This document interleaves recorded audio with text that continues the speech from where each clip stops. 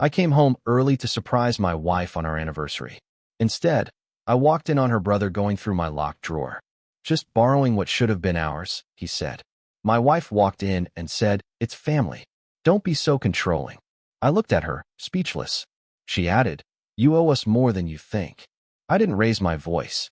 I just left, and 48 hours later, I came home early on June 11th.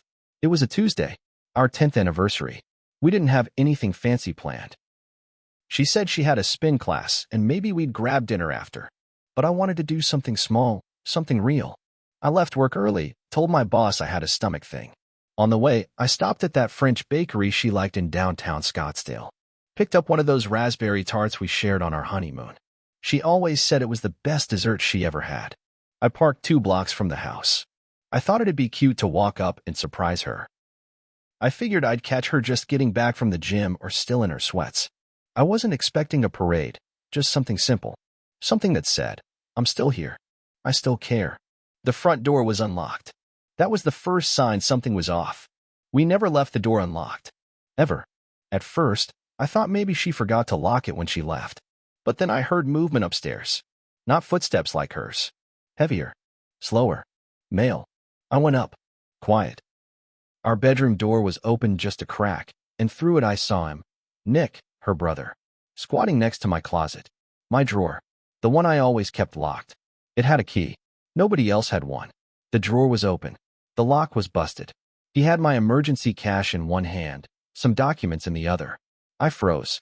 "What the hell are you doing?" I asked. I didn't yell. My voice came out low. Dead calm. He looked up like I was the one interrupting something normal. Like he wasn't caught. "Just borrowing what should have been ours," he said. Ours? Before I could ask what the hell that meant, she walked in behind me. Hair in a ponytail. Still in her gym leggings. Holding a damn smoothie. She didn't gasp. Didn't say, "Oh my God, Nick, what are you doing?" She just looked annoyed. "It's family," she said. "Don't be so controlling." I turned toward her, waiting for something else. A punchline. An apology. Anything. But she just stood there, sipping her drink. "You owe us more than you think," she added. That was it. No shame. No guilt. Just this cold, entitled look on her face. I didn't say a word.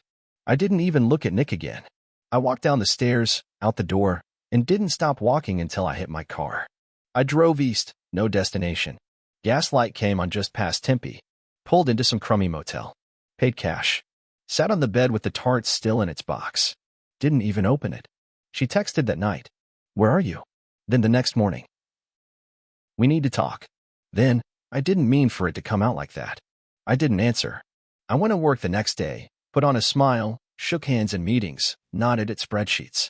But my mind was already somewhere else. This wasn't just betrayal. This was a setup. Something long in the making. Over the past 10 years, I'd paid off $12,000 of Nick's DUI legal bills. Helped their mom stay in her house when she fell behind on taxes. Bought them a used car when theirs gave out. Always told myself it was for her. For us. But now I saw it different. I was just their lifeline. The idiot with a good job and a quiet mouth. When I got back that night, I didn't go inside. I parked where she wouldn't see me and just watched. She was in the kitchen, on the phone, barefoot, laughing. That's when I knew. They thought I'd just come back. That I'd do what I always did. Forgive. Move on. Pay. But I wasn't going back. Not this time. I drove to a poker buddy's law office the next morning. He's sharp, low-key, doesn't ask dumb questions. "I want to pull every thread," I told him. "Bank accounts. Property. Anything with my name on it. Anything she could take." And we did. Quietly. Over the next few weeks, I learned more about my own life than I ever knew before. Now I'm going to tell you exactly how I burned it all down. 3 days after I walked out, I filed a freeze on our joint bank accounts. She called 5 times that morning. I let them ring. That afternoon, I moved every cent from my personal savings into a separate account she didn't know about, under a trust one set up with my lawyer friend. I even rerouted my direct deposit. She finally left a voicemail. "Why are you being like this? We can work it out." It wasn't a big deal. Wasn't a big deal. That was when it clicked. She didn't just feel entitled to my help. She thought she deserved it. Like she'd been biding her time, waiting to collect what she thought was hers. Over the next 2 weeks, I played dumb. I told her I needed space.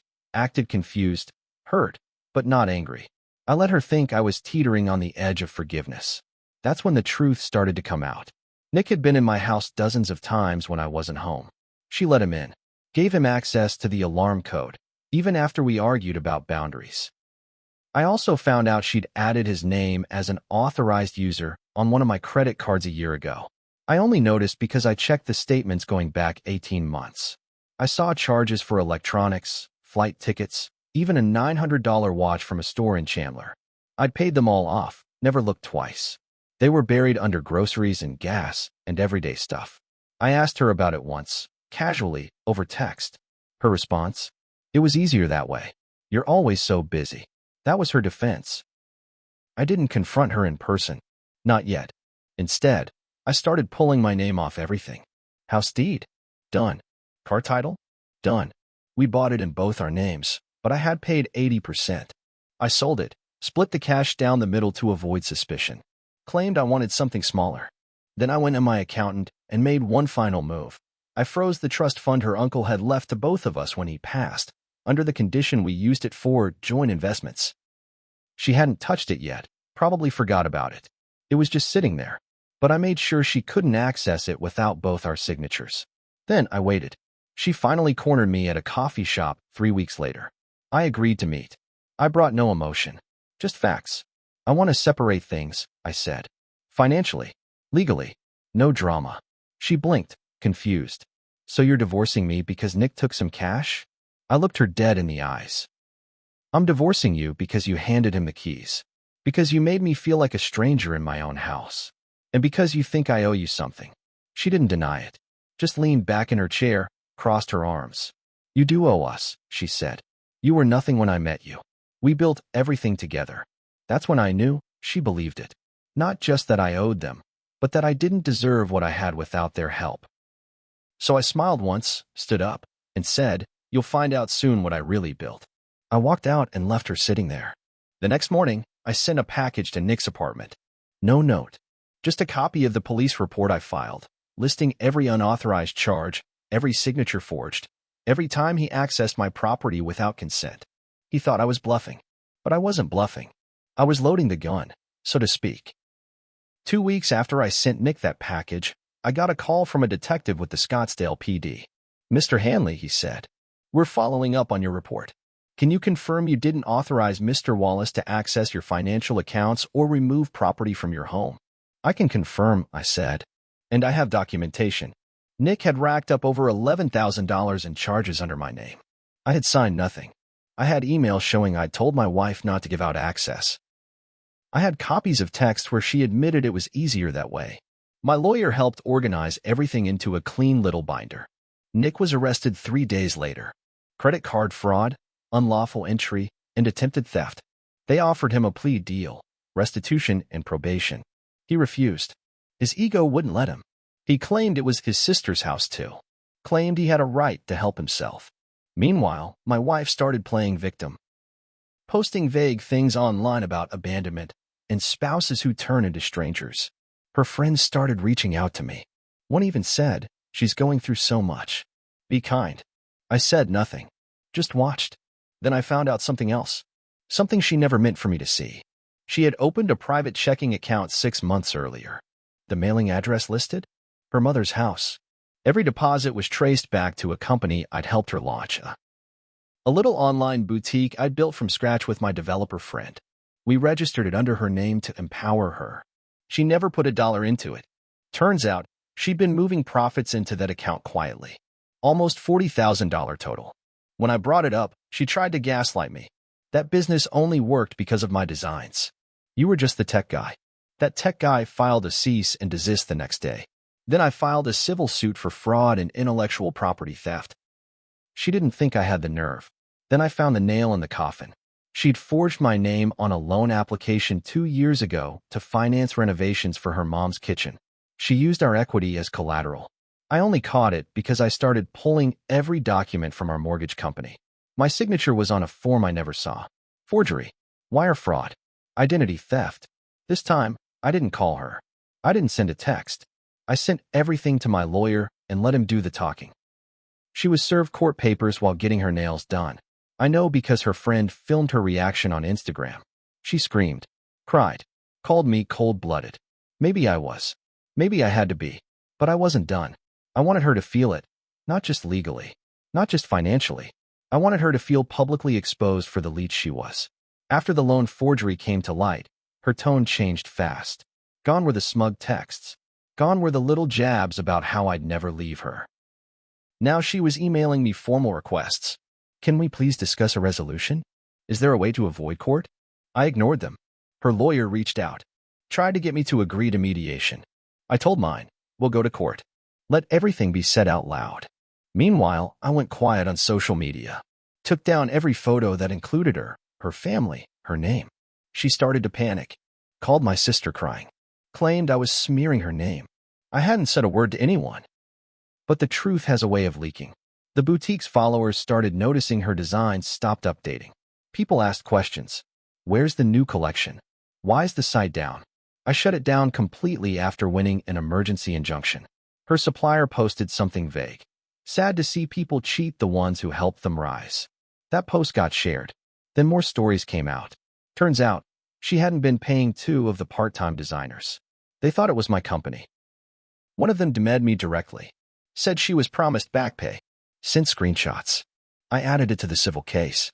By now, Nick had made bail but was facing a mountain of legal bills. Nobody would lend him a dime. Their mother had taken out a second mortgage to help him once before. She wasn't doing it again. He started showing up at her apartment. Screaming matches. Neighbors called the cops twice. She texted me, "You've ruined my whole family." I didn't answer. She emailed again. "We can fix this if we just talk." I archived it. Then the last twist dropped when I hadn't expected. I got a letter from the IRS. There had been irregularities in our joint filings going back 3 years. Specifically, unreported income. From her side, that private account she used? She hadn't declared a cent of it. I was still legally tied to those filings. And the penalties were real. I had to go in. Explain everything. Prove she forged forms. Prove I didn't benefit from the unreported income. I brought bank statements, emails, copies of her handwritten ledgers. It took hours. They believed me. Eventually. But I had to pay a penalty just to resolve it faster. Even after everything, her mistakes still cost me money. That's when something inside me snapped for good. She didn't just betray me emotionally. She tried to erase me while standing on everything I gave her. And I realized I wasn't done yet. I stopped being polite after that IRS visit. No more waiting. No more pretending. I gave my lawyer the green light to push the divorce forward, aggressively. We filed a motion to seize her private accounts for restitution. We demanded discovery of every financial document from the last 5 years, emails, invoices, vendor contracts, all of it. She tried to delay. Claimed she was emotionally overwhelmed. Her lawyer requested an extension. The judge granted one. 2 weeks. I used that time well. I hired a forensic accountant. He was fast, cold, and thorough. What he found blew everything wide open. She'd been quietly funneling money from the business not just into her own account, but into Nick's too. In 1 month alone, over $3,800 transferred out. None of it reported. Some labeled as marketing or inventory. Others just vague cash withdrawals. Worse, she'd also listed false consultants on her expense reports. People who didn't exist. And claimed thousands in fake travel expenses. She was building a second life. Financially independent, secretive, and entirely off my back. When I told my lawyer, he shook his head and said, "We can go nuclear now." And we did. We amended the civil suit to include fraud, misappropriation, and attempted concealment of marital assets. That moved the case into a different tier. Now, we weren't just arguing about furniture and cars. Now she was looking at criminal exposure and financial ruin. That same week, she tried calling me. I let it go to voicemail. Her voice cracked. "Please, please don't take it all. You don't understand what I've been dealing with." She didn't know I was already talking to her former vendor, the one who had been stiffed for months. He agreed to file a formal complaint, supported by the text she sent him, stalling, promising money that never came. I helped him submit everything. Quietly. Legally. She started to feel the squeeze. One night, I drove past her apartment. Her car was gone. The lights were out. It was 9:45 p.m. I circled back at 11. Still dark. She was staying with her mom. Nick had apparently cut ties with her after the arrest. He blamed her for getting him caught, said she sold him out. I didn't even have to lift a finger to destroy that relationship. Their own rot ate them from the inside. Word spread in her circles, not because I said anything, but because her life started collapsing fast. Friends stopped texting back. The boutique's IG page was flooded with angry comments. Her old college roommate posted something cryptic. Some people get exactly what they deserve. I knew she saw it all. She blocked me on everything. But it didn't matter. I wasn't trying to reach her anymore. I was preparing for one final step, something very public, very final, and absolutely irreversible. The week before the court hearing, she made one last move. She filed a counterclaim, said I'd emotionally manipulated her for years, claimed I used money as a control tactic, that I isolated her, pressured her to sign documents she didn't understand, and that her brother was confused because I never made financial boundaries clear. It was garbage. All of it. But she had nothing left to lose, so she went for character assassination. She didn't think I kept receipts. My lawyer dropped a file on the judge's desk at the pretrial hearing, full of timelines, bank records, emails, screenshots of her texts asking for money, just to help Nick get back on his feet. Her writing, "Don't be so controlling, it's just family." The judge took one look at the package and told her lawyer they were skating close to contempt. She didn't show up in person that day, just sent her lawyer. I think she knew better. A week later, I got a call from her mother. Voicemail. I raised her better than this. I'm sorry for what she did. I didn't know about the loans. I didn't know about the account. I just want you to know, not all of us agree with what she's become. That told me everything I needed to know. Her family had flipped. Even her mother. The boutique's business license expired quietly that month. She didn't renew it. The storefront website showed a 404. Her personal Instagram, once all sunny lifestyle posts and smiling selfies, was now set to private. All the comments were gone. She had gone underground. Meanwhile, I was still standing. Not untouched, but focused. Steady. I was calm now. But not done. Because I hadn't made it public yet. That part was coming. Not in a courtroom. Not in private. But where everyone she ever lied to, borrowed from, or smiled in the face of would see the truth, laid bare. That's what I was preparing next. I waited until the court finalized the divorce papers. No need for a dramatic showdown. No final meeting. No drawn-out trial. Just signatures, filings, and silence. She walked away with far less than she expected. No house. No car. No access to the trust. No stake in the boutique, which was now legally dead. But I wasn't satisfied with quiet. She had lied about who she was. Pretended to be a business owner, a self-made designer, a supportive wife. She manipulated her image like she manipulated me carefully, with a smile. She kept secrets, took money, and played the victim when cornered. So I did one final thing. I wrote out a letter. Not angry. Not emotional. Just facts. Every date she used my card without permission. Every time she forged my signature or lied to someone's face. Screenshots.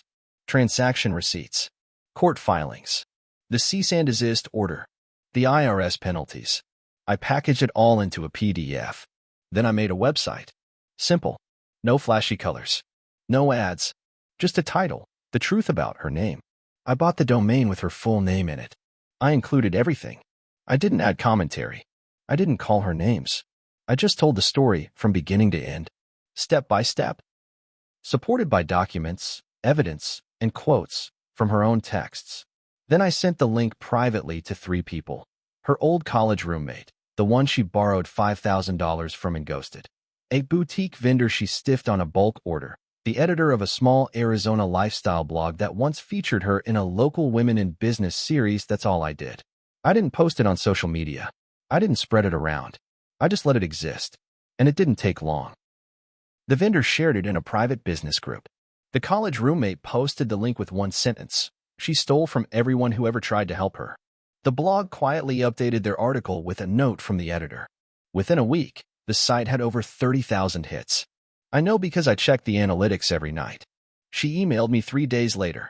Subject line, please take it down. The message was just one sentence. You've ruined my life. I didn't reply. She didn't sue. She knew everything on the site was true. Documented. She moved cities, I heard. Deleted all her social media. Got a job working the register at a boutique someone else owned. Nick pled guilty. Took the probation deal. No jail, but no future either. He's still digging out. As for me, I kept the website up for 6 months. Then I shut it down. Not because I forgave her, but because I didn't need it anymore. Everyone who needed to know the truth had seen it. She built a lie on my back. I made sure she carried the truth on hers for the rest of her life. That's the kind of revenge that lasts.